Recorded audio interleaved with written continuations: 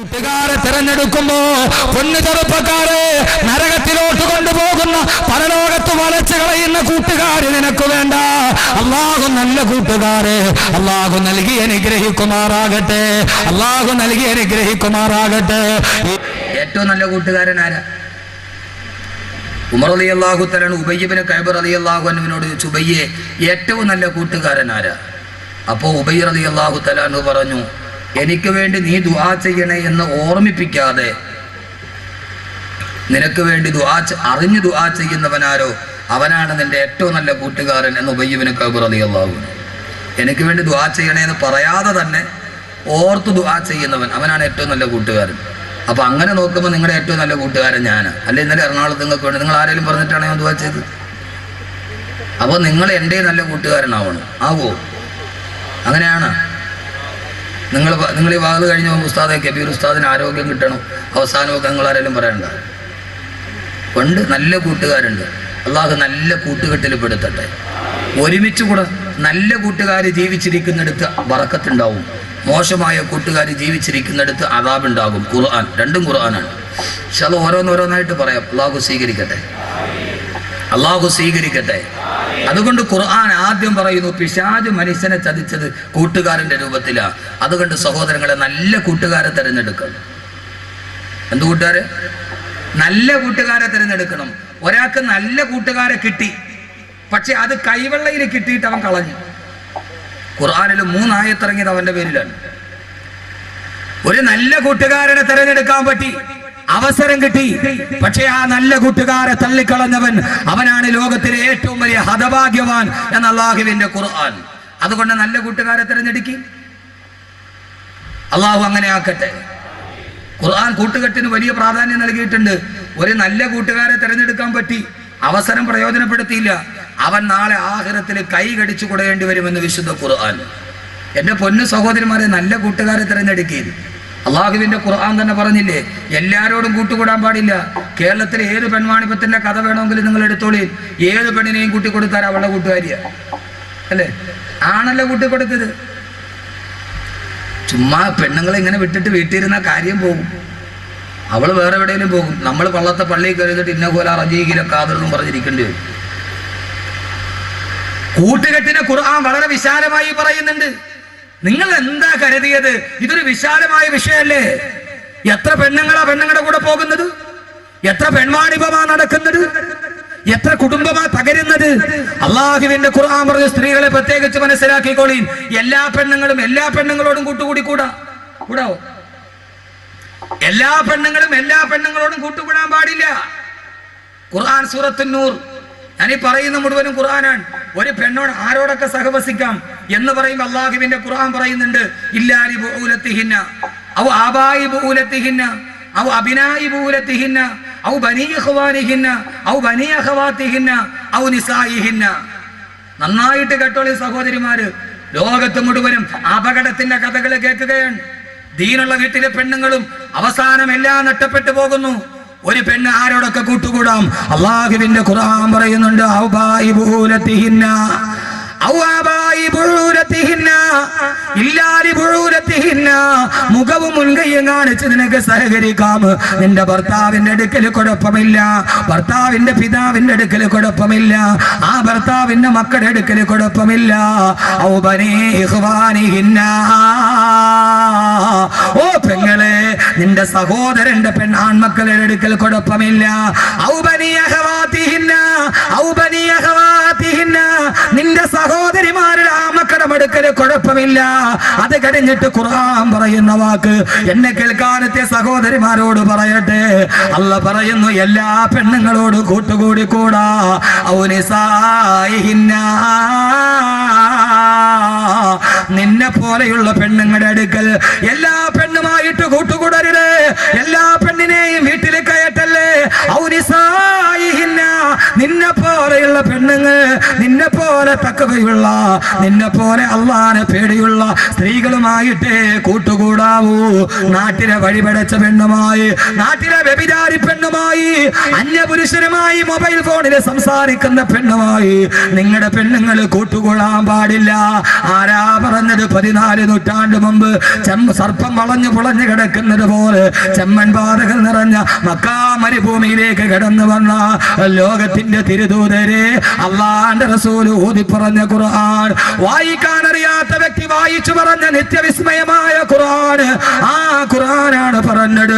കിളിരൂര് പെൺമാണിവം മുൻനിർത്തി, കവിയൂര് പെൺമാണിവം നിർത്തി ഈ ആയത്ത് 1000 വട്ടം പറയട്ടെ. ദീനീ ബോധമില്ലാത്ത പെണ്ണുങ്ങളുമായി, ആ നാട്ടിലെ വഴിപടച്ച പെണ്ണുങ്ങളുമായി, അന്യപുരുഷനുമായിട്ട് എന്തെങ്കിലും ബന്ധമുണ്ടോ? ആ പെണ്ണുമായിട്ട് കണ്ണു കൂട്ടുകൂടല്ലേ. സഹോദര രക്ഷകർത്താക്കളെ, നിങ്ങളുടെ പെണ്ണുങ്ങളെ, പെൺമക്കളെ മോശമായ പെണ്ണുങ്ങളുമായി കൂട്ടുകൂടാൻ അനുവദിക്കരുത്.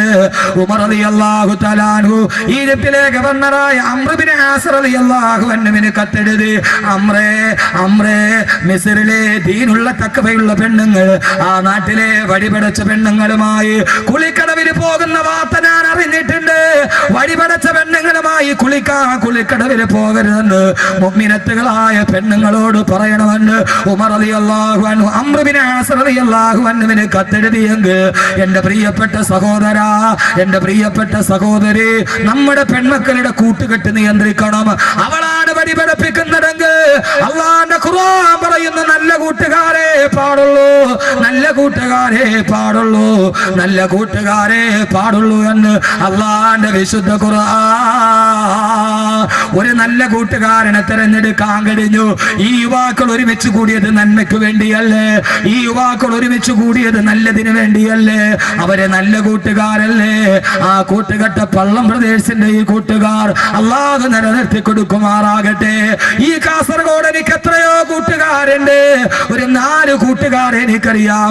ഉസ്താദേ, ഏറ്റവും വലിയ തെറ്റിലോട്ട് കടന്നു പോകുന്ന, മദ്യവും പെണ്ണും കൺമുന്നിൽ കിടക്കുന്ന ഗോവ നഗരത്തിലാണ് ഞങ്ങൾ താമസിക്കുന്നത്. ഇതേവരെ ഉസ്താദെ അള്ളാഹ് കിട്ടപ്പെടാത്തത് ചെയ്തിട്ടില്ല എന്ന് പറഞ്ഞ് ദീനിന്റെ പേരിൽ കൂട്ടുകൂടിയ 4 കൂട്ടുകാർ. സഹോദരങ്ങളെ, എന്റെ വീട്ടിലോട്ട് സഞ്ചരിക്കുന്ന 12 മണിക്കൂറിന്റെ ഉള്ളിൽ അവരെന്നോട് പറഞ്ഞു, ഉസ്താദേ, ദീനിനു വേണ്ടി ഞങ്ങൾ ചേർന്ന് നിന്നവരാ. മരണം വരെ അള്ളാഹു നിലനിർത്തി കൊടുക്കട്ടെ. അവരുടെ ബിസിനസ്സിൽ, അവരുടെ ജീവിതത്തിൽ അള്ളാഹു ബറക്കത്ത് കൊടുക്കട്ടെ. മക്കളെ, കൂട്ടുകൂടിയാൽ അത് നന്മയ്ക്ക് വേണ്ടി കൂട്ടുകൂടണം, അത് നല്ലതിനു വേണ്ടി കൂട്ടുകൂടണം, അത് നല്ലതിനു വേണ്ടി കൂട്ടുകൂടണം.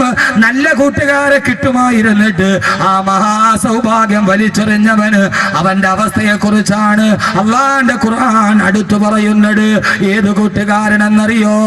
ആദരവായ പ്രവാചകൻ നബി മുഹമ്മദ് മുസ്തഫ.